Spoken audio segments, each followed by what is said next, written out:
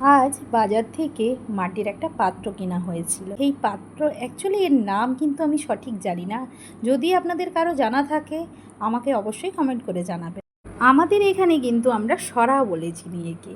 তো যাই হোক, আমি পাত্রই বলছি, নিয়ে নিলাম। আজকে আর মোল্ডেড ক্লে দিয়ে আমি একটা কচ্ছপ বানিয়েছি।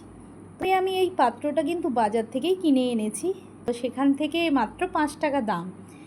ছোট্ট সাইজের পাত্র। তো নিয়ে এসে এখানে কিন্তু অনেক দিন ধরেই ইচ্ছে ছিল আমি একটা ক্লে দিয়ে কচ্ছপ বানাবো, কিন্তু আজকে ইচ্ছে হলো যে পাত্রটা দিয়ে আমি কচ্ছপটা বানাই। আমি বসে পড়লাম এই ক্লে আর পাত্র নিয়ে।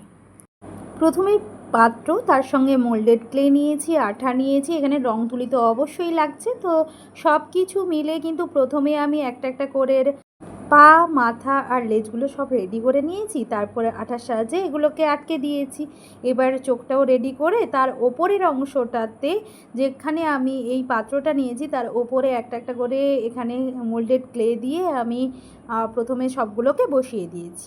এবার আমি একটা একটা করে এখানে কিন্তু নকশা যে যেটা চাইবেন তো সেটা সেই হিসেবে বানাতে পারবেন। তো আমার এটা কিন্তু ভালো লেগেছিল, তাই আমি এটা বানাতে চেয়েছি, তাই আমি এইভাবেই করেছি। তো যাই হোক, আমি কিন্তু সিম্পলভাবেই করতে চেয়েছিলাম, সিম্পলভাবেই বানিয়েছি। এখানে কিন্তু প্রত্যেকটাতে আমি একটা একটা ছোটো ছোটো করে বলের আকার করে নিয়ে একটা একটা বসিয়ে দিয়েছি, আর এখানে একটু নকশা করে দিয়েছি। এখানে নকশাগুলো কিন্তু আমি ক্লে আমার সেরকম কিছুই ছিল না কাছে, তার জন্য আমি এখানে কিন্তু কাটা চামচ ব্যবহার করেছি, আর তার সঙ্গে সঙ্গে হাতের কাছে যা ছিল তা দিয়েই কাজ চালিয়ে দিয়েছি। তো এইভাবে দেখুন কী কী সুন্দর রেডি হয়ে গেল। এটা কিন্তু আমি 2 দিন পর কিন্তু এই কাজটা বলতে রঙটা করেছি। তো রঙটা কিন্তু আমি এটা কিন্তু মোল্ডেড ক্লে যেটা করেছিলাম এটা শুকনো করতে দিয়ে দিয়েছিলাম। শুকনো হয়ে যাওয়ার পর আমি 2 দিন পর এখানে আমি ফেব্রিক কালার সাদা রঙ প্রথমে পুরোটাতেই দিয়ে দিয়েছিলাম, তারপরে ওপরটাতে সবুজ একটা একটা করে রঙ আমি এখানে ব্যবহার করেছি। প্রথমে কিন্তু এখানে সবুজ রঙটাই ব্যবহার করেছি, তারপরে আমি লাল রঙটা দিয়েছি। এখানে একটা একটা লাল রঙ করার পর আমি এখানে তারপরে হলুদ রঙটা দিয়েছি ওপরটাতে, দেখতে যাতে ভালো লাগে। লালের সঙ্গে হলুদের কম্বিনেশনটা খুব ভালো লাগে।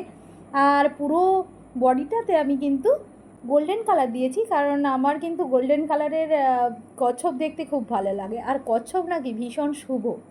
তাই আমি কিন্তু গোল্ডেন কালারটা দিয়ে অ্যাকচুয়ালি পিতলের সাইজটাই আনতে চাইছিলাম। এবার কালো রং দিয়ে চোখ আর মুখটা এঁকে নিলাম, ব্যাস রেডি হয়ে গেল আজকের আমার কচ্ছপ। এবার আপনারাই বলুন আজকের এই কচ্ছপটা আপনাদের কেমন লেগেছে। যদি ভালো লেগে থাকে তো অবশ্যই একটা লাইক করে দেবেন।